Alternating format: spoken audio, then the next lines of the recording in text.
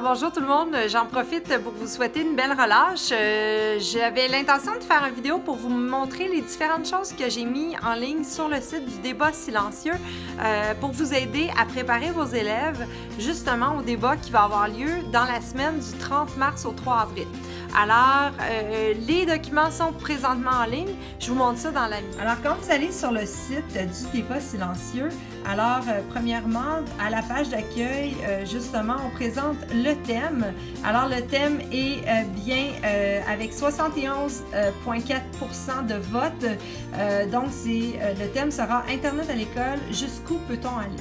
Pour vous aider avec le débat, premièrement, vous pouvez aller voir ici, donc ça, c'était les trois choix qui étaient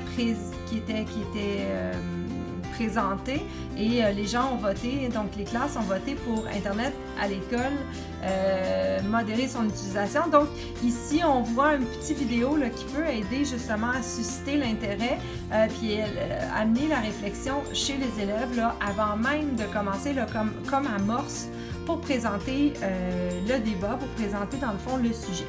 Ensuite, c'est quoi un débat? Donc, pour ceux et celles qui m'ont demandé qu'est-ce que c'était, c'est vraiment simple. C'est un débat qui se fait à même Twitter, alors le réseau social Twitter. Et donc, ça va durer pour une période d'une semaine, du 30 mars au 3 avril. Et dans le fond, tout est expliqué ici. Il y a une vidéo qui explique dans le fond, l'expérimentation d'une école, justement, au débat silencieux, parce que ça fait plusieurs années que ce projet-là existe et il revient en force cette année. Donc, vous pouvez aller voir la vidéo pour vous aider là, à avoir un petit peu une idée de comment ça fonctionne. Pour participer, bien sûr, la plage horaire du débat, vous n'avez pas eu le temps de vous inscrire, c'est pas grave, vous pouvez quand même participer au débat. C'est juste qu'on a déjà, comment je pourrais dire, on a déjà mis en place, dans le fond, l'inscription, c'était vraiment pour avoir le choix du débat. Donc, le choix a été fait, alors c'est sur Internet, jusqu'où peut-on aller à l'école. Et donc ici, on a dans le fond les plages horaires. Ça vous permet justement, ça me permet également avec ma classe de bien nous organiser puis s'assurer d'avoir, de vous inscrire à des périodes dans la journée de participation où il va y avoir d'autres classes aussi qui vont s'inscrire à cette journée-là. Donc, c'est là que ça devient intéressant. Si par contre, vous êtes dans une journée, mettons le mercredi, il y a moins de monde, par exemple, qui sont inscrits. Là, présentement, il n'y a personne qui s'est inscrit là, au niveau des journées de participation. Mais admettons qu'il y a une classe qui participe le mercredi et elle est la seule, c'est pas grave parce que le lundi et le mardi, il y a des gens qui vont avoir tweeté sur le débat silencieux et donc vous allez pouvoir aller répondre à ces personnes-là et justement là, laisser votre fil d'opinion à même le mot-clic qui est DBTS 20. Alors, je vous expliquerai ça. Il va y avoir une autre vidéo dans quelques minutes qui va être créée pour expliquer un peu comment ça fonctionne Twitter. Maintenant, le nerf de la guerre est ici dans Documents pour le débat. Alors, vous avez différents documents qui peuvent être très utiles pour vous préparer, puis justement, là, avoir quelque chose pour, si vous voulez évaluer le projet. Moi, je l'évalue en éthique. Le projet là, en tant que tel, je l'évalue en éthique et culture religieuse. Le volet éthique, bien entendu, tout ce qui est pratiquer le dialogue. Donc, c'est là-dedans que j'évalue mes élèves. Alors, ici, on a des questions pour amener une réflexion. Donc, vous avez juste à cliquer et le document se télécharge. Alors, donc, vous voyez ici plusieurs questions en lien avec le thème du débat silencieux de cette année. Alors, pour amener les élèves à justement préparer leurs arguments avant même la tenue du débat silencieux. Ensuite de ça, je vais juste retourner. On a pour se préparer, donc pour se préparer au débat silencieux, c'est vraiment comment je pourrais dire, là, un document qui vous aide à savoir les différentes étapes jusqu'au jour du débat silencieux. Alors, tout est là. Vous avez juste à bien lire les informations. Si vous avez des questions, n'hésitez pas à venir à m'écrire, que ce soit par Facebook ou par Instagram ou même avec le site du débat silencieux, même sur Twitter aussi. Alors, les ressources web, ça permet justement d'appuyer ces dires, ces arguments à partir d'informations qui sont déjà des arguments qui ont déjà été amenés sur le pour et le contre d'avoir Internet à l'école. Donc, bien sûr, il y a plus que ça, mais ça vous permet d'avoir une petite base et rien ne vous empêche de nous les envoyer par le fil DBTS 20 sur Twitter. Les documents, il y a déjà des classes qui ont commencé à le faire pour justement là, aider à la réflexion et avoir des ressources pour bien appuyer nos arguments.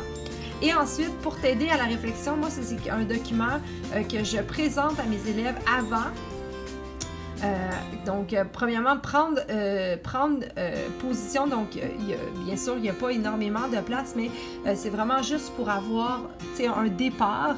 Et après ça, c'est de faire une recherche sur les arguments que l'élève a mis ici, de voir est-ce que je peux appuyer mes arguments sur des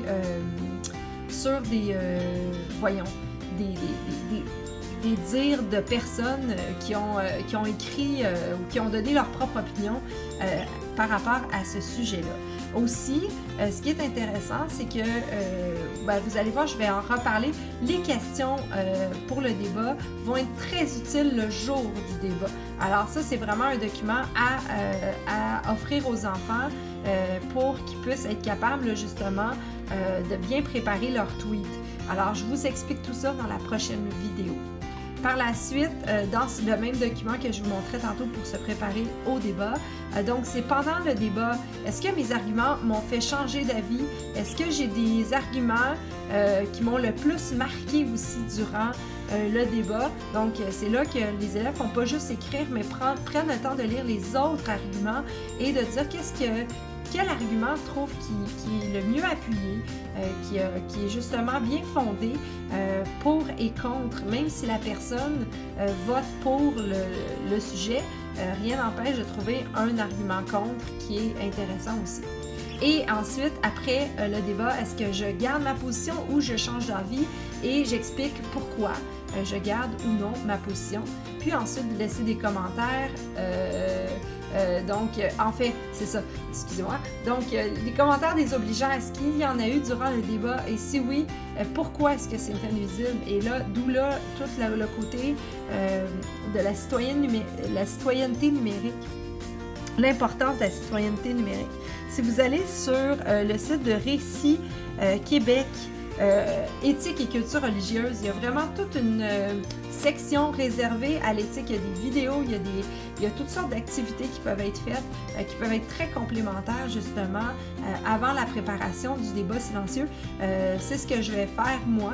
Alors, je les mettrai en lien sur Twitter, sur Instagram pour vous aider et à même le site internet pour vous aider justement là, à aider au niveau, pour vous aider à aider les jeunes à bien utiliser les réseaux sociaux de façon citoyenne. Voilà. Alors, au niveau de l'auto-évaluation à la fin, donc les élèves peuvent s'auto-évaluer et laisser un commentaire sur le projet. Alors voilà, ça donne un aperçu de ce que j'ai rajouté sur le site. Écoutez, n'hésitez pas à aller à participer, à présenter ce projet-là à d'autres collègues, à d'autres professeurs, d'autres enseignants et même dans les universités, c'est pour ça que j'ai dit professeur, parce qu'il y a des, je sais qu'il y a une université, entre autres, que les étudiants vont participer au débat. Donc, ne gênez-vous pas des étudiants qui sont dans le bac en enseignement. Alors, ne vous gênez pas pour en parler,